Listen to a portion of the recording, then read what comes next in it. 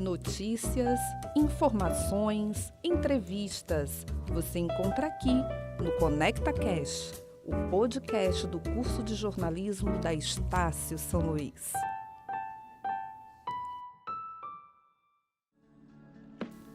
Olá, caros ouvintes! Olá, está começando mais um Conecta Cast e hoje nós iremos falar sobre família, os tipos de família. No dia 15 de maio é comemorado o Dia Internacional da Família. A data foi criada pela Organização das Nações Unidas em 1993. A família desempenha papel fundamental na formação do indivíduo. É através da família que construímos valores éticos e morais, nos tornando cidadãos com caráter e educação.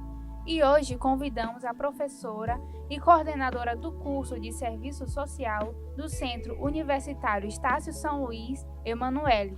Ela também é assistente social, administradora e mestra em desenvolvimento socioeconômico. Professora Emanuele, muito obrigada pela sua participação hoje no nosso Conecta Cast da Faculdade Estácio. Seja muito bem-vinda.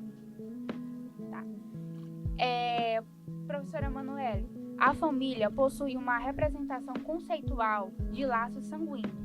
E segundo a Constituição brasileira, o conceito de família é fundamentado na relação afetiva entre seus membros. Na sua visão, o que é família?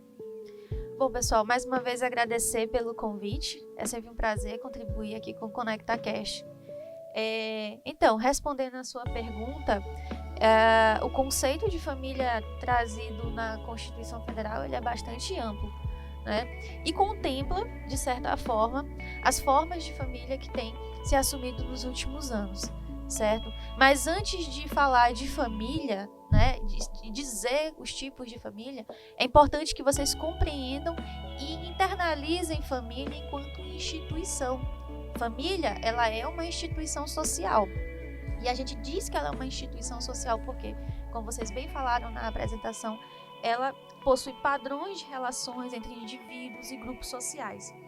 Só que por ela ser uma instituição social, ela está suscetível de estar aberta a transformações sociohistóricas, tá? E por que eu estou falando dessas transformações sociohistóricas, né? Porque até o século XIX, né, se tinha uma visão bastante arcaica de família, né? Eu não diria arcaica, mas para aquela época era a visão que se tinha, né? Era que seria uma instituição natural, né? Uma espécie de representação de algo divino e que aquele padrão, né, de família, pai, mãe e filhos seria eterno.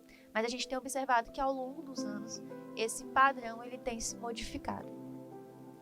E a família, com o passar do tempo, ela vem ganhando novas formas, né? Como a senhora falou.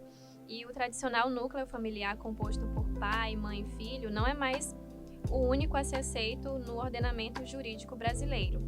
Eu queria saber quais são as novas formas de família que são aceitas no ordenamento jurídico. Certo. Antes de falarmos exatamente dos tipos de família, como vocês bem pontuaram, é importante a gente demarcar algumas transformações que a sociedade ela vem passando nos últimos anos e que contribuíram de forma significativa para que essas formas de família elas passassem a existir e serem aceitas e respeitadas na sociedade, né? Então, a gente tem observado, por exemplo, o aumento no caso dos divórcios, né? Então, ultimamente a gente tem observado um aumento gradativo de divórcios, em especial durante a pandemia, né? O índice sintético de fecundidade também tem diminuído. Então, o que isso significa?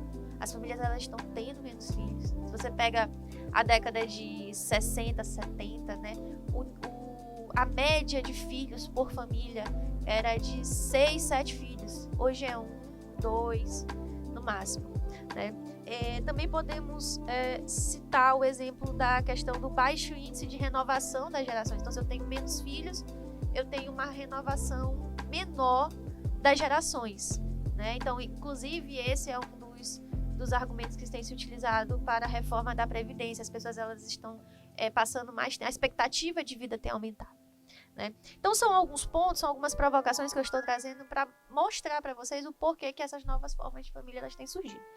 Mas, assim, Com o avançar do estudo no campo da antropologia e da sociologia, e mais recentemente no âmbito jurídico, novas formas têm surgido. São basicamente 6, né? A primeira é a que você já citou, a nuclear, tá? Que é a tradicional, que a gente já conhece. As monoparentais, né? As reconstruídas, combinadas ou recombinadas, certo? As ampliadas, as não convencionais e as unitárias, né? Então, são basicamente 6 tipos de família que têm se concebido nos últimos anos. Segundo o Conselho Nacional de Justiça, existem 47 mil crianças acolhidas em lares do Brasil para serem adotadas. Como é o processo jurídico de adoção? Bom, o processo jurídico de adoção ele é bastante burocrático, né? Então, geralmente a gente entra em contato com as varas de família. A vara de família, no caso, está vinculada aos tribunais de justiça. Essa vara de família ela é composta por uma equipe multidisciplinar. Dentro dessa equipe vão ter advogados, pedagogos, assistentes sociais, psicólogos, que vão acompanhar, né, todo o processo de solicitação de adoção daquela família. E aí eles passam por um curso de formação, né? Então tem casos que é bastante burocrático e demorado. E a gente sabe que a fila de adoção ela é bastante extensa, né? Fora também que a gente pode se deparar com situações conservadoras, né? A gente tem a questão dos profissionais que estão atendendo, né? E a gente sabe que a busca por adoção por casais homoafetivos, né? A população LGBTQIA+, tem aumentado, então a gente, infelizmente, ainda se depara com esse tipo de situação, preconceito. Isso tem sido, com certeza, uma barreira, né, em termos de garantia do direito dessas crianças, que é um direito, está garantido lá no Estatuto da Criança e do Adolescente, essa criança ter um lar, né, ter uma família, uma referência, né? E falando sobre a importância da adoção, muitas crianças, por vários motivos, elas não podem ser criadas com seus pais biológicos. Qual a importância da adoção para a vida de uma criança? Olha, eu acredito que são vários pontos que a gente poderia destacar como importantes. Mas o primeiro é tirar essa criança de uma situação de vulnerabilidade. Então, uma criança que ela é órfã, né? Que ela, inclusive, a gente tem falado muito dos órfãos da pandemia, os órfãos do feminicídio, né? Então, uma criança que se encontra numa situação dessa, institucionalizada, né? Institucionalizada ou não, de certa forma, ela está vulnerável a questões psicológicas, sociais também. O convívio familiar, né, fica perdido, aquele sentimento de pertencimento a um lar, né? Então, essas são algumas consequências e que, de certa forma, ratificam a importância desse processo. E como o serviço social atua nesse processo de adoção? Olha, o nosso processo de adoção, no caso, o processo de adoção no serviço social, a gente tem um olhar mais social, né? E vale ressaltar que o nosso compromisso, como eu sempre falo para os alunos em sala de aula, nosso compromisso são com os nossos usuários, no caso, as crianças, as famílias que a gente está atendendo.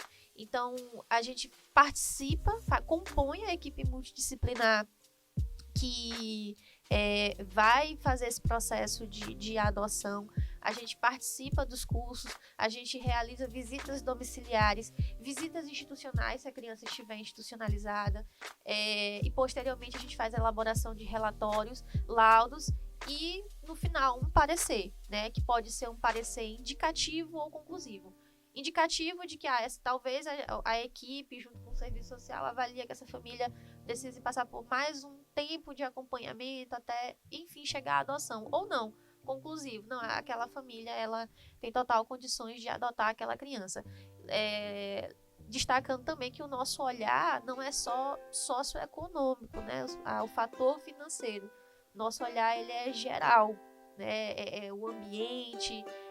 Porque às vezes a pessoa, eu não tenho dinheiro, eu não tenho uma boa renda, eu não vou adotar uma criança, né? Mas esse é um fator que é levado em consideração, mas não é só isso, né? Existe todo o ambiente e não necessariamente precisa ser uma família nuclear tradicional, né? Lembrando que o conceito de família, como você já bem pontuado, ele se ampliou, né? Não é só laços consanguíneos, mas também laços afetivos que caracterizam uma relação familiar. Certo. Bom, é isso, pessoal. Esse foi mais um ConectaCast do Núcleo de Comunicação da Faculdade Estácio. Nós agradecemos à professora Emanuele por ter aceitado o nosso convite para falar de um tema muito importante que é a família, porque afinal de contas, nossa primeira formação sempre vem dela. E vocês, ouvintes, acompanhem a gente no nosso Instagram, @EstácioJornalismoSL. Agradecemos a atenção de todos e até o próximo ConectaCast. Tchau! Quer ficar por dentro das novidades e divulgações que a Estácio São Luís realiza? Fique ligado no ConectaCast, o podcast do curso de jornalismo da Estácio São Luís.